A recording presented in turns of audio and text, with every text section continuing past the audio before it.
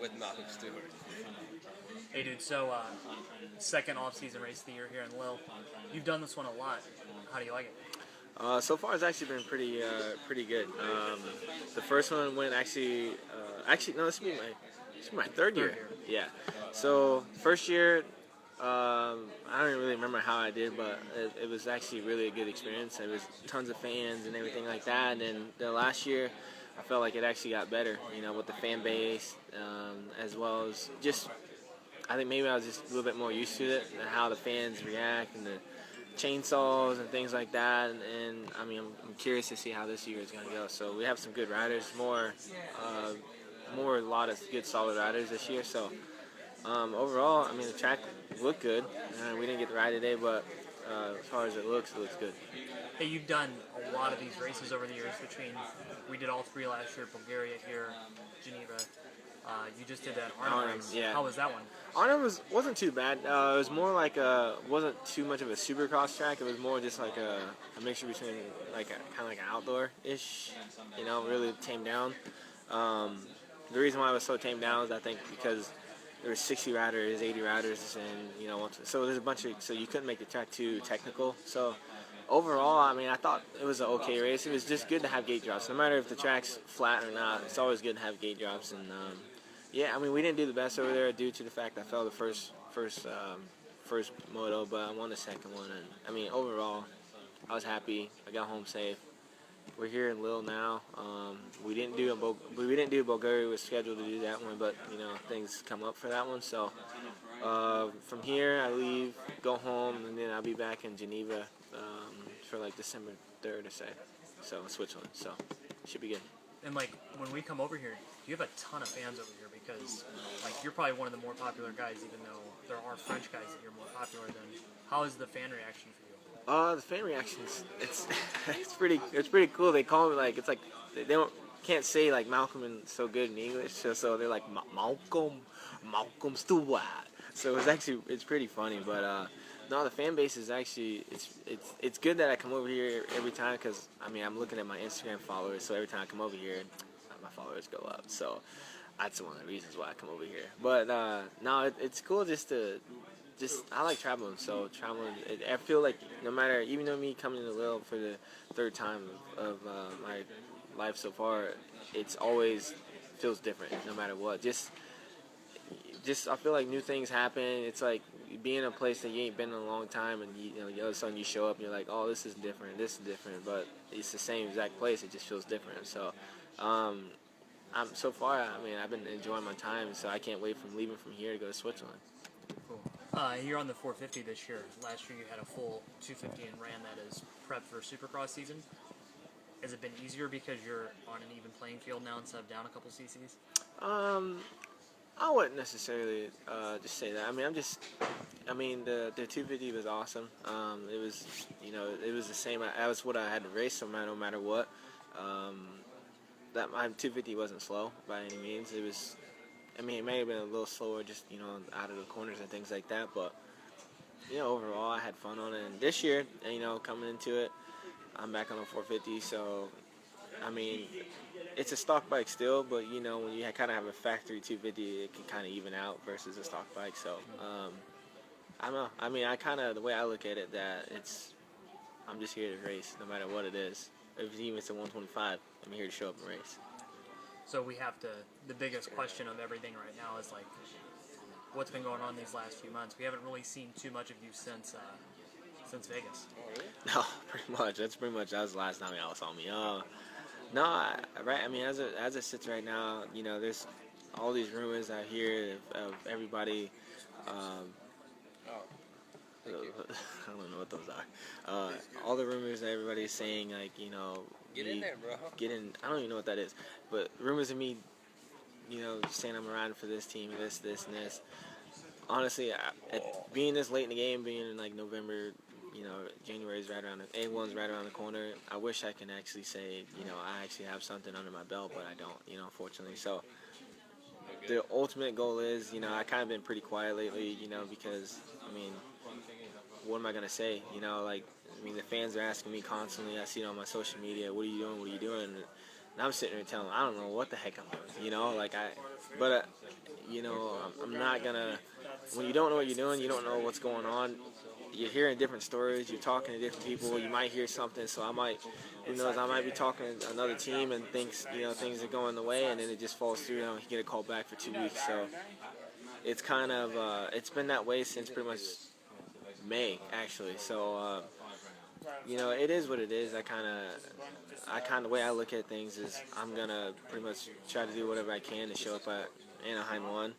A lot of fans don't understand that, you know, people say you should do it on your own, but people don't understand that it's expensive to do this on your own, and the level of being going from factory to privateer, it's a huge difference. And you know, I know me now being on the factory team, like I've been around it since whenever James was first on Kawasaki's. I've been around. I've seen the things that the teams can do to get you out there.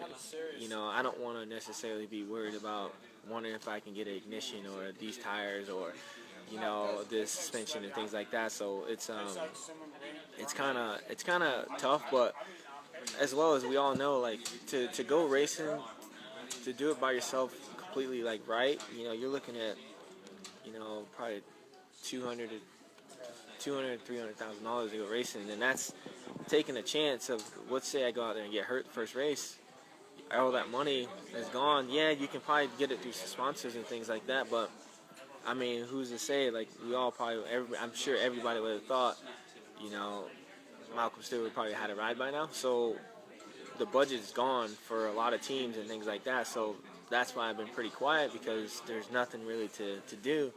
My goal is to show up Anaheim 1 without a Sprinter van. I'm going to try to get as much support I can, and the way this sport works, we all race dirt bikes, so, I mean, everybody gets hurt, unfortunately. That's just the way how it is, and go to Anaheim 1, show up, do the best I can, whatever I have under my legs, and wait for an opportunity to show up on a factory ride. Take the whatever it is, do good on that, and just deserve it, you know, earn a spot from there. And hopefully that would sell me a spot for 2017 and 18. So for the rest of the year in 18. So that's kind of where I'm at, you know. But it's a lot of thought, you know, going through it, and you know, like I said, you know, I just been pretty quiet on it, you know, on this whole deal, but, you know, what can you really say, you know, at this point? So, I mean, everybody thinks, oh, you know, he's going to give up and things like that, but, you know, I didn't become a champion this year to give up, you know, due to the facts that I, you know, don't have anything. So, I mean, I might as well just go and lay that on the table now. So, I will do everything I can to show up at Anaheim 1. If I'm not there at Anaheim 1, hopefully I'll be there a couple races later from there. Cool. Hey, how winning that championship, it really raised your stake. It wasn't like, yeah, he's super talented and he's James's little brother. You established yourself as your own guy. How long did it take for that to sink in and know that you finally did it?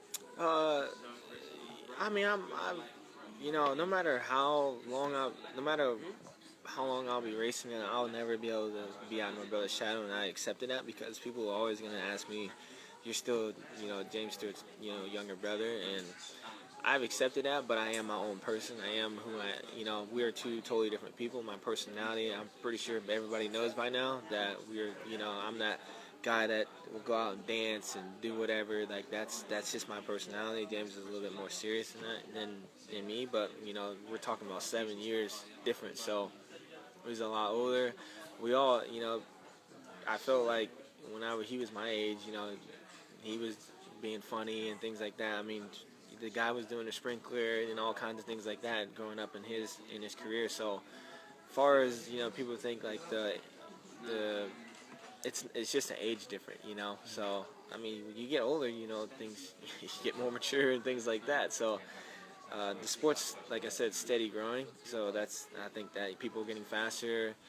You know, you got to be more, you know, serious, a lot more than, you know, back in the day too. So, yeah, I mean, I felt that winning a championship was obviously one of the goals that I've been wanting to do since I was a little kid, you know. And there was a point in time where when I had it in my hands, I knew that I could do whatever I could I knew that like coming into 2015 and 16, I was like, I put my head down and I'm gonna give myself 1 year of doing absolutely everything I can to become a champion. And sure enough, I became a champion. I was just, the past years I kind of, would be committed, and then, something like if I have a bad race, just kind of let it all, like just let the race, won't let it go or things like that. But, this year I felt that, knowing that I always knew I was fast. It's just, the right timing, the right, the team and everybody, kind of supported me through it, and even on the bad days, the team was there and, helped me get through it, as well as my brother and everybody else that's been with my crew kind of helped me out. So everybody believed me, but, like, you gotta, at the end of the day, it's you and only you out there, so you gotta believe in yourself more than what other people believe in. So I just, like I said, I set myself a goal and I went from there. You guys didn't race any this summer, but that was kind of the plan all along. Do you think that helped you in the end because you didn't go out there and maybe hurt your credibility being a big guy on a 250 doing the full nationals, or did it? Explain to him why you didn't. Yeah, like I think like everybody's wondered why you didn't race, but like at this point, I don't even really know why. No, I mean, it was just, being on a little bike, I'm 200 pounds. The people that I beat, halfway through the season, and the last thing I want is to get passed by somebody that I've been beating all the way through the season going up the hill. And I'm not going to sit there and go out there and ride in 10th, 15th place, because it won't. I felt at that time it won't change anything. And becoming a champion and then battling for 10th to 15th place is annoying. It's stupid.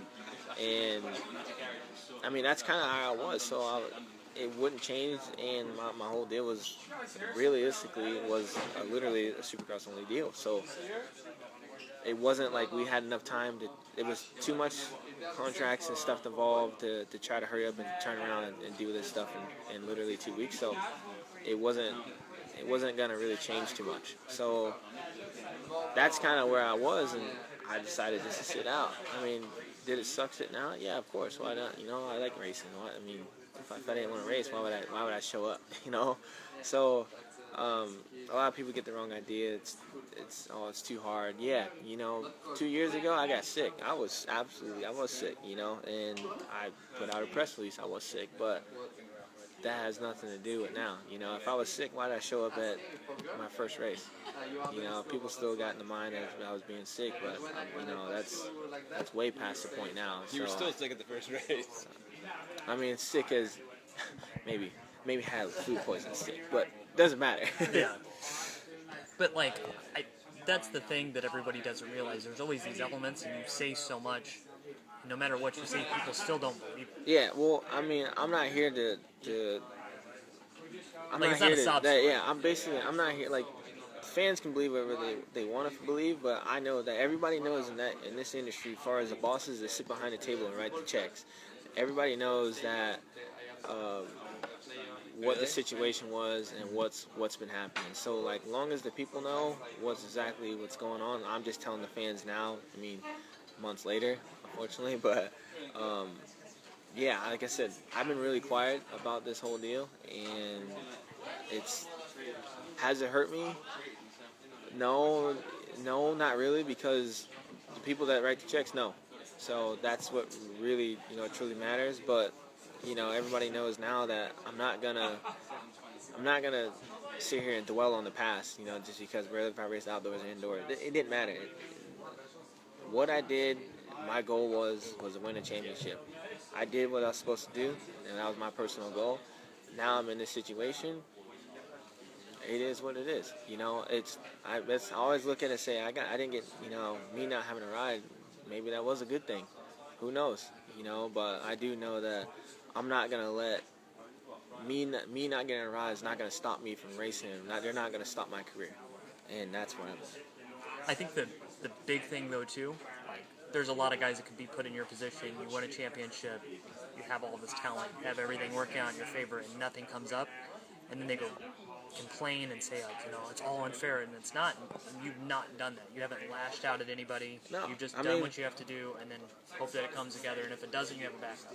Well, and that's what exactly why I've been quiet, because I'm not gonna sit here and pout on Instagram and pout on Twitter and this and that, saying, "Oh, I didn't get hired." I'm not gonna bash any team because I didn't get hired. That's not that I was never grew up that way. I'm not gonna do it now, And if I didn't get hired, hey, they just didn't see me as good enough to be on the team.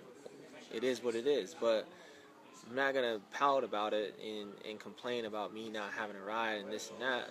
I explain to everybody. Everybody knows that how much money it costs, and now the fans do know how much money it costs to do it on your own. The price, and the risk that you have to take. But like I said, it is what it is, and the only thing I can do from here on out is get all my ducks in a row and try to show up at Anaheim 1. Hey, over here, the Geico guys have helped you out with some things. Yep. Roger and everybody have done what they need to do. Eric's taken care of you and made sure of that.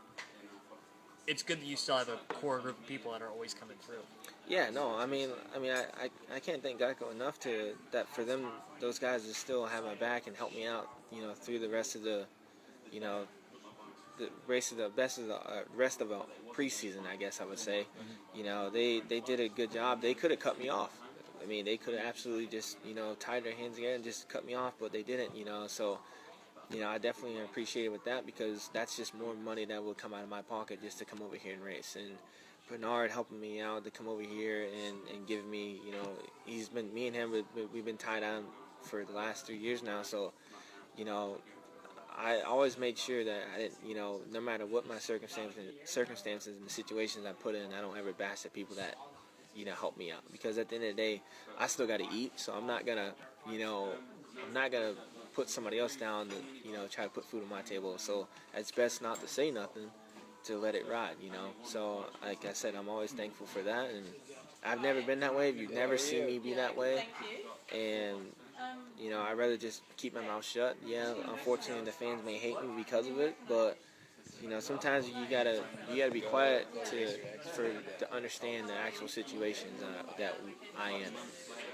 Hey, but honestly, like in everything that I've seen, there may be a few people that question or complain about why you haven't announced anything yet, because there is nothing to announce. But in looking at the comments that have been rolling through this thing, I think your supporters outweigh your doubters by far.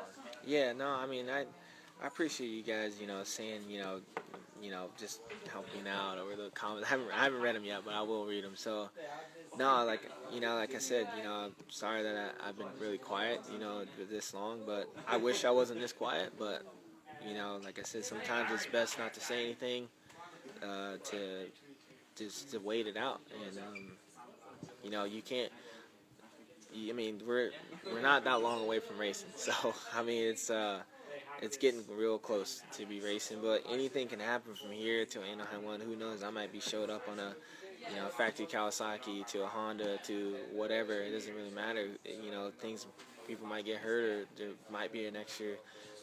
Find out where there's an extra budget. A couple $300,000 running around. So at this point, my goal is to try to show up on what I have under my legs, whatever's going to try to get me is factory support or whatever, and go from there. Hey, the other big thing that's been going on, like, when you were 15 or 16 years old, you really didn't even know, like, if you were going to be a pro racer. Now you're a championship winner. You're getting ready to make your jump to the 450 class. Are you surprised by how well all this has turned out?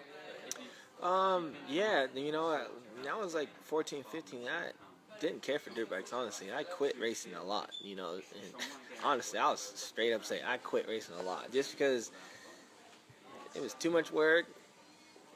I was always getting hurt, and when I knew, I was like, man, I can't get hurt fishing. Worst thing I got to worry about is a hook flying through me. So, I was set. But, no, the older I got, that's the honest truth. I swear, that's the honest truth. I was like, man, every time I got hurt, I'm like, man, screw dirt bike, man, it's dumb. But then I'd always go back to it. I would quit fishing, go back racing. Get mad, go back the other way. So I finally made my mind up around probably, I was like 17. Right before I turned pro, they go into 18, which was my first rookie debut, and I went out and started racing, and just kind of started, stepping myself up, and I just kind of got, results were starting to come around and things like that. I got my first win in 2015 at Oakland, and I think that really kind of changed me. And I think what really changed me was in 2014. Once I ended up getting sick in outdoors, and then not having a ride due to 2015 until Geico picked me up, and which is actually around this time, actually, matter of fact. That kind of woke me up, realized you either need to do it or not, and I did a good enough job for 2015 to get hired in 16, and then I just put all my ducks in a row, and I won a championship, and here I am. I feel like it's kind of like a repeat of 2014, not having a ride, but I know I feel a lot better. At least I won the championship, So I'm like I said, I'm not bummed out. At this point, everybody's been I've been asked this question since May. What's gonna happen? What's gonna happen? And at this point, I don't know what's gonna happen. I'm just riding it. I'm just gonna ride and keep. As long as Geico give me a bike to keep riding, I'm gonna ride that until I figure out what I'm gonna do. Hey, last thing, and if you kind of don't want to talk about it, I understand, but everybody, like every other comment, has been asking about your brother because he's been laying low. He's all good. He's just enjoying family life. Yeah, no, he's good.